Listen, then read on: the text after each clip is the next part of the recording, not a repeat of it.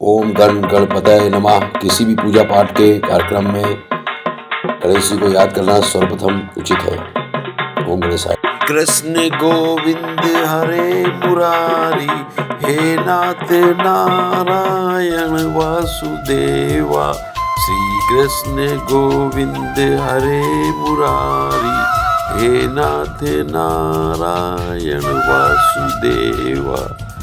ओम श्री कृष्णाय नमः।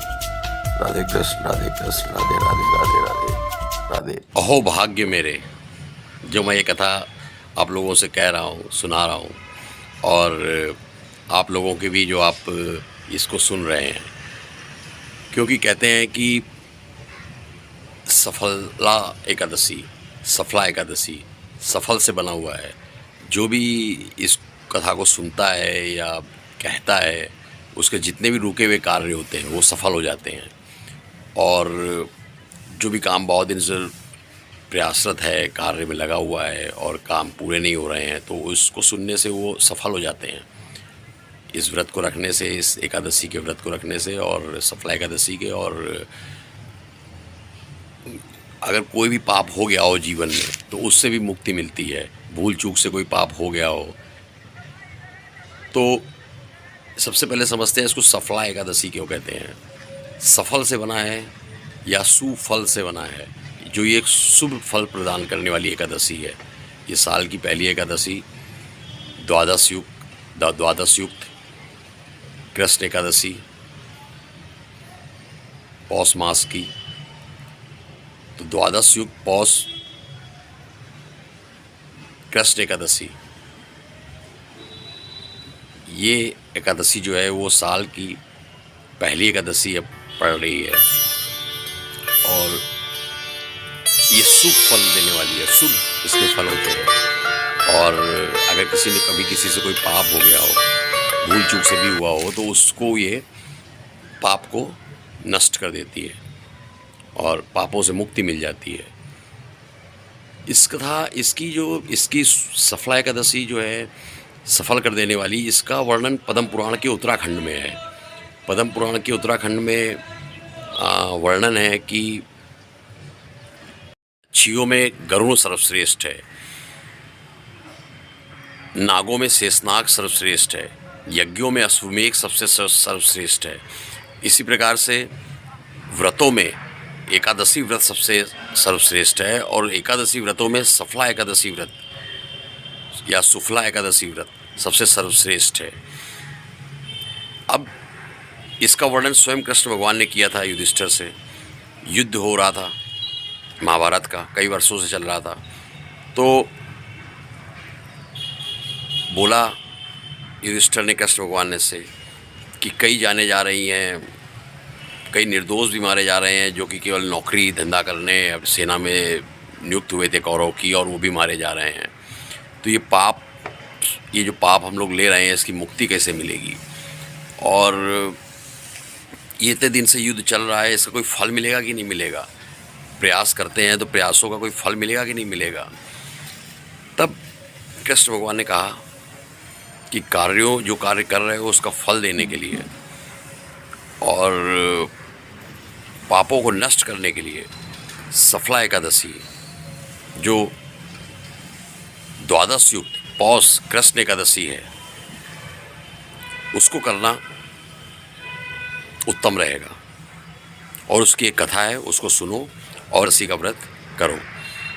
तो कृष्ण भगवान ने कथा बताई। कहते हैं कि एक राज्य था, चंपावती नाम का राज्य था। चंपावती राज्य में महिष्मति नाम का राजा राज्य करता था। उसके 4 पुत्र थे। उन 4 पुत्रों में एक पुत्र का नाम था लुम्बन। अब जो लुम्बन था वो काफ़ी ज़्यादा पापी था, महापापी, और हर तरह के पाप करता था। निर्दोष जानवरों को मार के खा जाता था, राक्षस प्रकृति का था, और पूरी प्रजा उससे लूट मार करता था। पूरी प्रजा उससे बचपन से ही उससे परेशान थी। वो बचपन से ही ऐसा लुम्बन था। जवान हो गया तो उसकी पाप और बढ़ते गए, उसके पाप का एकदम घड़ा भर गया। अब प्रजा जो है वो राजा से न्याय मांगने लगी कि भाई इससे हमको मुक्ति दिलाओ, हम बहुत ही परेशान हो गए हैं। अब राजा क्या करता? राजा ने प्रजा की बात, क्योंकि राजा है उसको तो न्याय करना है, उसने फिर लुम्बन को जो है राजमहल से बाहर निकाल दिया, राजकुमार लुम्बन को, और जंगलों में भेज दिया। अब लुम्बन जंगल में रहने लग गया, और जंगल में रहते रहते भी उसके पाप जो थे वो कम नहीं हुए। वो उसी तरह से रहा, जो भी जंगल से गुजरता उसको लूट लेता, निर्दोष जानवरों को मार के खा जाता। उसका पाप जो है वो बढ़ते ही जा रहे थे। अब सर्दी आई, और सर्दी के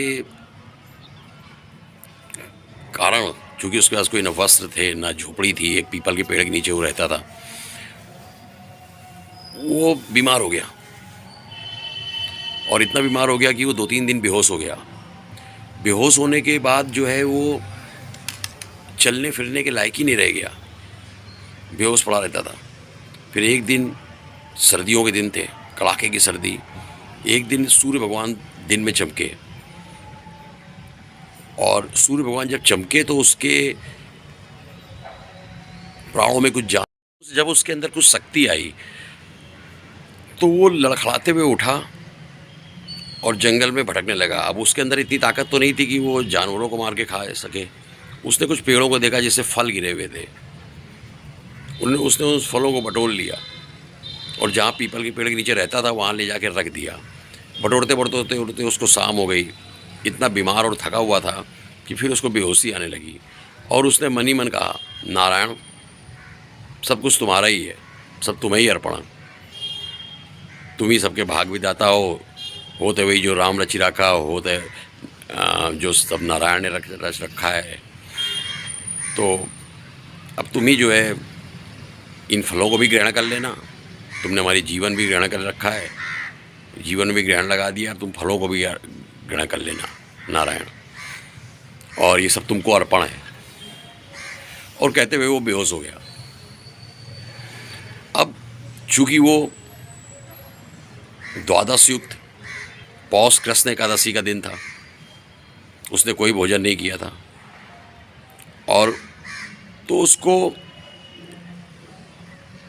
उसके ना खाने पीने से और फल विष्णु भगवान को अर्पण कर देने से और दर्द से रात भर कराहने से उसका जागरण और व्रत दोनों हो गया। और दिन बड़ा शुभ था, क्योंकि वो दिन जो था वो द्वादश युक्त पौष कृष्ण एकादशी का था। तो उस पर नारायण या विष्णु भगवान की कृपा हुई, और एक बहुत सुसज्जित घोड़ा उसके पास आकर खड़ा हो गया सुबह सुबह, और उसके सारे पाप विष्णु भगवान ने नष्ट कर दिए प्रसन्न होकर। तभी इस शुक्ला एकादशी या सफला एकादशी में कहा जाता है कि आपके सारे पाप नष्ट हो जाएंगे, और कोई भी रुका हुआ कार्य आपका, आप कई दिनों से प्रयासरत हैं लेकिन वो फल नहीं मिल रहा है, लगे हुए हैं लेकिन कोई रिजल्ट नहीं आ रहा है, फल नहीं आ रहा है, तो इस एकादशी का व्रत करने से और इस एकादशी की कथा करने से, सुनने से आपको फल शीघ्र ही प्राप्त होगा। और सबसे बात है कि अगर जाने अनजाने में कोई पाप हो जाए, तो जैसे लुम्बन के सारे पाप नष्ट हो गए और उसको फिर से राजमहल में जगह मिल गई, राजा बना, उसके पुत्र हुए, पौत्र हुए, और वंश आगे बढ़ा लुम्बन का, केवल एक व्रत रख लेने से, सफला एकादशी शुक्ला एकादशी का। तो बहुत महत्वपूर्ण है ये कथा जो है, वो कृष्ण भगवान ने युधिष्ठिर को सुनाई और कहा, तुम भी जो है अपने पापों को नष्ट करना चाहते हो और इस महाभारत युद्ध का फल प्राप्त करना चाहते हो, तो इस व्रत को रखो। तो युधिष्ठिर ने कहा अच्छा, और कृष्ण भगवान ने आशीर्वाद दिया युधिष्ठिर को कि तुम इस व्रत को करो, और पांचों पांडव करें, उनको भी समझाओ, और तुम सबके पाप नष्ट हो जाएंगे, जितने भी अगर जाने अनजाने पाप हो रहे हैं तो। और इस महाभारत का जो ये अनंत जा रही है, ये अनिश्चित काल के लिए चलती जा रही है, निर्णय नहीं हो रहा है, तो इसका फल मिल जाएगा। तो सफला एकादशी, इसका व्रत बहुत महत्वपूर्ण है, आप सब लोग कीजिए और इसका पाठ कीजिए। और वैसे भी व्रत तो आज के जीवन में हो ही जाता है, बहुत ज़्यादा कौन बैठकर ठंड में। और कथा जो मैंने बताई दी है, और कहते हैं कि जिसने ये कथा सुन ली है वो बहुत सौभाग्यवान है और बहुत भाग्यशाली है जिन्होंने जो ये कथा सुन ले। अच्छा है आपने ये कथा सुन ली, पूरी सुनी है, और ये कथा आप सुनिए और फिर अपने प्रियजनों के साथ भी शेयर कीजिए, और जिससे वो भी अपने पापों से मुक्ति पा पाएँ। और अगर उनका कोई काम जो है वो जिसमें सफल नहीं हो रहे हैं, काफ़ी दिनों से लगे हुए हैं और रिज़ल्ट नहीं आ रहा है, सफलता प्राप्त नहीं हो पा रही है, प्रयास चल रहे हैं, तो अच्छा है कि आउटपुट आएगा, रिज़ल्ट आएगा। कृष्ण भगवान ने कहा है ये बात युधिष्ठिर से, तो आप लोग भी इसको मान कर चलिए और इस कथा को सुनते हुए एकादशी का, शुक्ला एकादशी का व्रत करिए। 7 जनवरी से शुरू है, 7 और 8 2 दिन, इसके आधे दिन, आजकल हर चीज़ 2 दिन पड़ती है, तो ये भी कलयुग है। तो क्योंकि ये कृष्ण भगवान ने युधिष्ठिर को महाभारत समय में सुनाई थी, अब हर चीज़ 2 दिन होती है, तो 7 को दोपहर से शुरू हो जाएगी और 8 की शाम को ख़त्म होगी, तो बेटर हो कि 8 को ही मनाएं। और सबके अलग अलग मत हो सकते हैं, पर मेन है कि 7 या 8, आप 7 को भी बना सकते हैं, 8 को भी बना सकते हैं, दोनों दिन बना सकते हैं या दोनों दिन बना सकते हैं। तो इसमें करना कुछ नहीं है, विष्णु भगवान को ज़्यादा कुछ नहीं करना है, विष्णु भगवान को पंचामृत का भोग लगाना है और सामान्य रूप से जैसे भी आप पुष्प, पीले वस्त्र उनको पहनाते हैं वो उनको अर्पण करने हैं और फल फूल अर्पण करने हैं। और शुक्ला एकादशी का व्रत साल की पहली एकादशी है आपका। ये भी मेरा शुक्ला एकादशी के साथ साल का पहला वीडियो है, तो आप लोग भी सफल हो।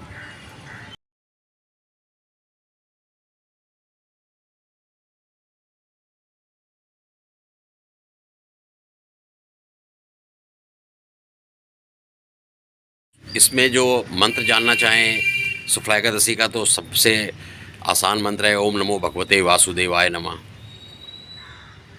खाटू श्याम भक्त ओम श्री श्याम देवाय नमः।